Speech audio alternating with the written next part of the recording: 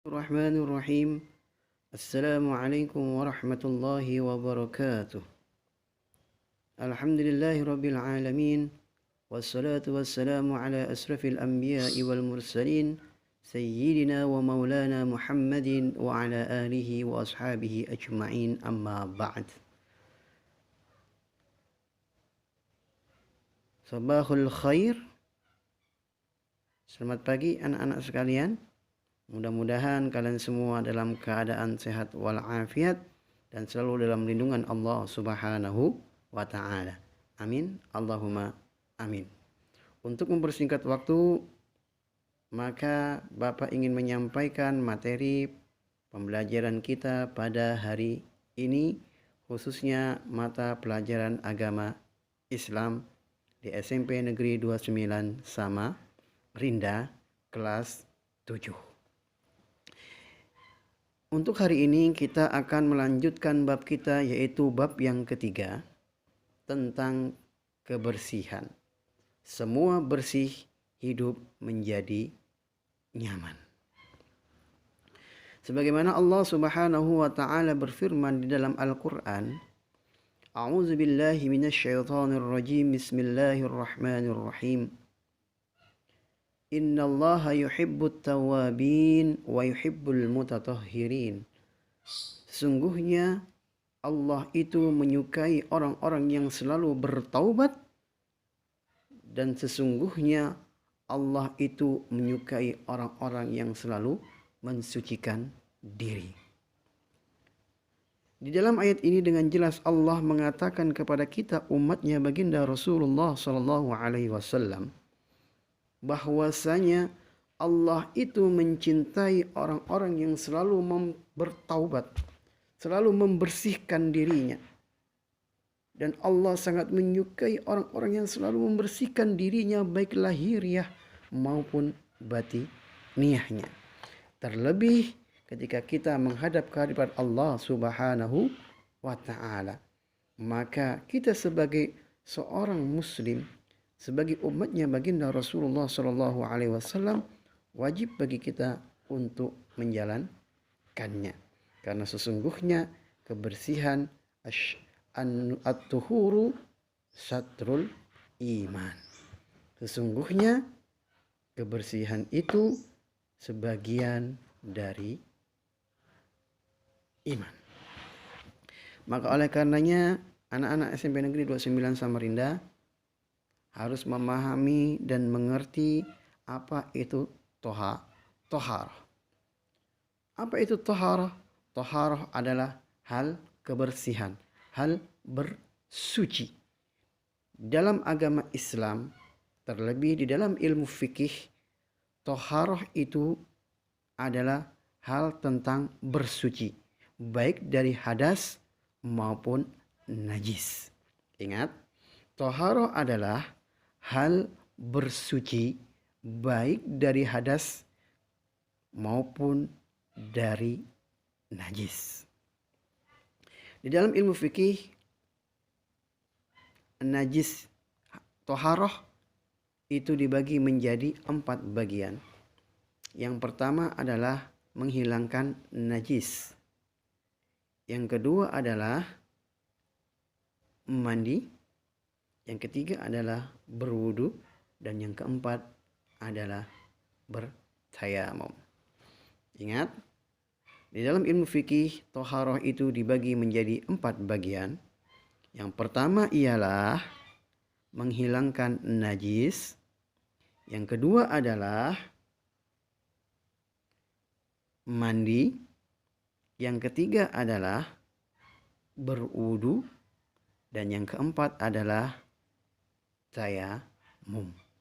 Dari keempat hal ini wajib bagi kita untuk memahaminya dengan seksama, dengan baik, sebaik-baiknya, agar kita benar-benar menjadi seorang muslim yang kafah, atau seorang muslim yang sempurna.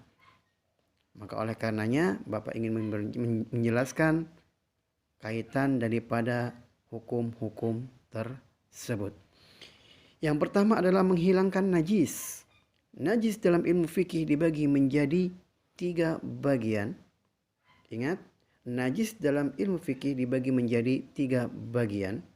Yang pertama adalah najis ringan atau mukhaffafah. Yang kedua adalah najis sedang atau mutawassithah. Dan yang ketiga adalah najis berat atau najis besar, disebut dengan najis mughalladah. Ingat, najis dibagi menjadi 3 bagian. Yang pertama adalah najis ringan atau najis mukhaffafah. Yang kedua adalah najis sedang atau najis mutawassithah. Dan yang terakhir adalah najis besar atau berat, disebut dengan najis mughalladah. Adapun cara untuk menghilangkan ketiga najis tersebut adalah, yang pertama yang kita bahas adalah najis mukhaffafah atau najis ringan. Salah satu contohnya adalah najis ringan, yaitu kencing anak bayi yang belum makan apapun kecuali ASI ibu. Cara membersihkannya cukup dengan memercikkannya saja, walaupun tidak mengalir, itu tidak menjadi masalah. Cara membersihkannya cukup dengan memercikkan air, sudah cukup, atau membasuhnya juga diperbolehkan. Itu cara untuk menghilangkan najis ringan. Untuk menghilangkan najis sedang atau disebut dengan najis mutawassithah, yang mana najis tersebut dihukumi menjadi 2 bagian, yaitu hukmiyah dan ainiyah. Ingat, najis mutawassithah dihukumi menjadi 2 bagian, hukmiyah dan ainiyah. Apa itu hukmiyah? Hukmiyah yaitu bahwasanya yang kita yakini adanya, akan tetapi tidak nyata zat, bau, dan rasa dan warnanya. Seperti air baul atau air kencing yang sudah lama atau kering. Sehingga sifat-sifatnya telah hilang. Bagaimana cara membersihkannya? Cara membersihkannya adalah dengan mencuci najis tersebut, cukup dengan mengalirkan air di atas benda yang terkena najis tersebut. Itu disebut dengan hukmiyah. Kalau ainiyah, yaitu adalah yang masih ada zatnya, warnanya, rasanya, maupun baunya. Bagaimana cara membersihkannya? Cara membersihkannya adalah dengan mencuci najis tersebut, hendaklah dengan menghilangkan rasa, warna, zat, dan baunya. Maka cara membersihkannya harus menghilangkan rasanya, baunya, penglihatannya atau zatnya dari najis tersebut. Itu cara membersihkan najis ainiyah yang terlihat zatnya atau tercium baunya. Ingat, najis mutawassithah dihukumi menjadi 2 bagian, yaitu hukmiyah dan ainiyah. Yang terakhir adalah najis mughalladah atau najis berat. Bagaimana cara menghilangkannya? Cara menghilangkannya adalah dengan menggunakan air sebanyak 7 kali. Salah satunya dengan menggunakan air tanah. Salah satunya adalah najis berat ini adalah najis yang apabila kita terkena jilatan anjing maupun babi. Maka cara untuk membersihkannya ini merupakan yang terberat, yaitu dengan membasuhnya sebanyak 7 kali, salah satunya menggunakan air tanah. Ingat bagaimana cara menghilangkannya, baik itu najis ringan, najis sedang, maupun najis berat. Semoga anak-anak sekalian memahaminya dengan baik, apa itu najis ringan, apa itu najis sedang, apa itu najis berat, dan bagaimana cara menghilangkannya. Untuk yang kedua, kita membahas tentang mandi. Mandi atau biasa kita sebut dengan jenabah atau junub atau mandi besar. Bagaimana cara mengerjakannya? Mandi besar. Mandi besar itu sama seperti mandi pada umumnya, akan tetapi kita niatkan terlebih dahulu sebelum kita melaksanakannya. Sebagaimana kita diajarkan adalah untuk berniat. Bagaimana niatnya? Niatnya adalah nawaitul husla li raf'il hadasil akbari fardal lillahi ta'ala. Ia adalah saya niat mandi untuk menghilangkan hadas besar karena Allah Subhanahu wa ta'ala. Maka di dalam mandi wajib atau mandi besar itu ada rukunnya. Ingat, rukun mandi wajib itu hanya 2. Yang pertama adalah niat, sebagaimana kita sampaikan tadi, nawaitul husla li raf'il hadasil akbari fardhol lillahi ta'ala. Dan yang kedua adalah mengalirkan air ke seluruh tubuh kita, baik dari ujung rambut sampai ujung kaki. Wajib kita mengalirkan ke seluruh tubuh kita. Maka rukun mandi wajib itu cuma 2, yaitu niat dan mengalirkan air ke seluruh tubuh kita. Baik anak-anakku sekalian, semoga kalian bisa memahaminya dengan baik. Pembahasan kita yang selanjutnya ialah berwudu. Wudu merupakan tata cara bersuci untuk menghilangkan hadas kecil. Biasanya wudu ini kita gunakan atau kita laksanakan ketika kita mau menjalankan ibadah sholat. Bagaimana niatnya?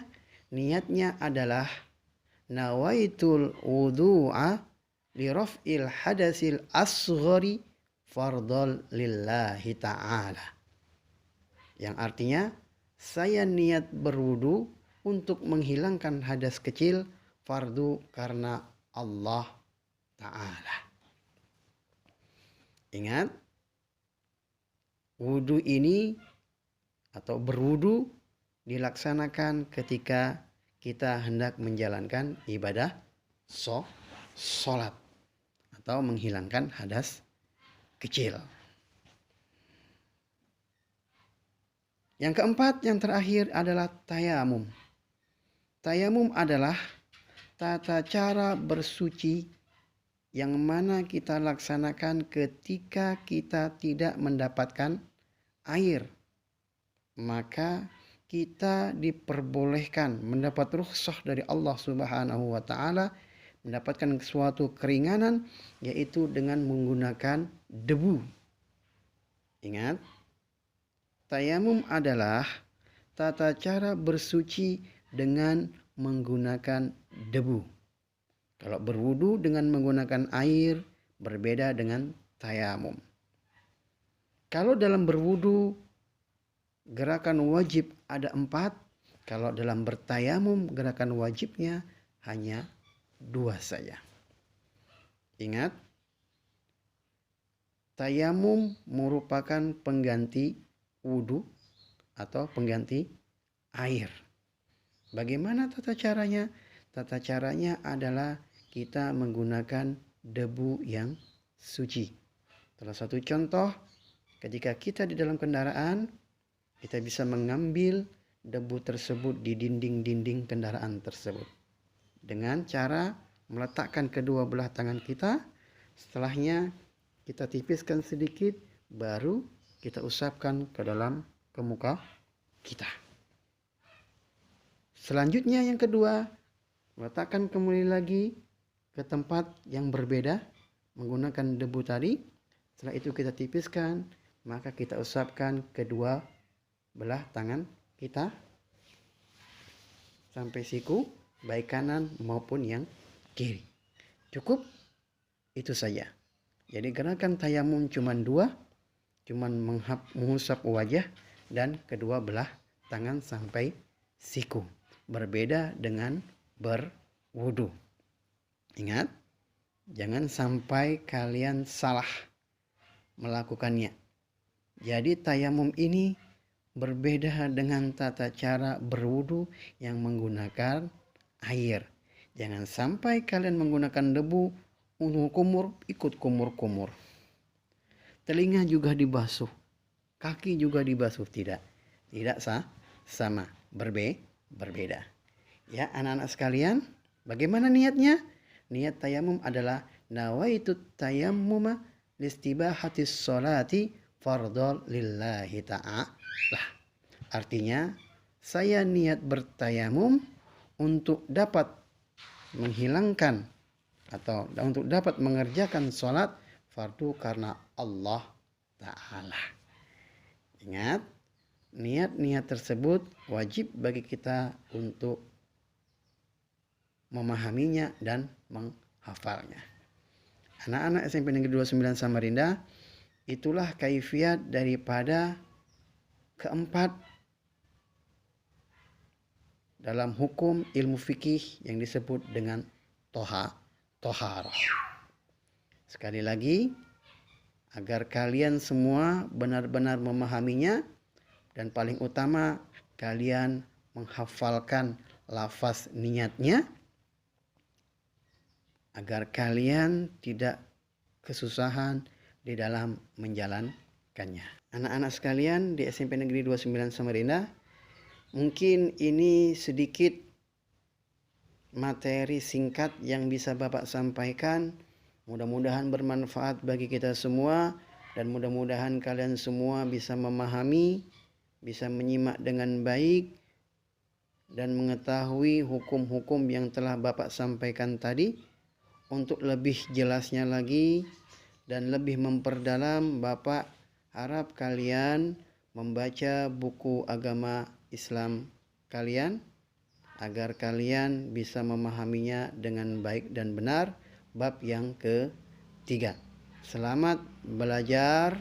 Semoga kalian semua menjadi anak-anak yang cerdas, anak-anak yang soleh dan solehah, beriman dan bertakwa sampai akhir hayat.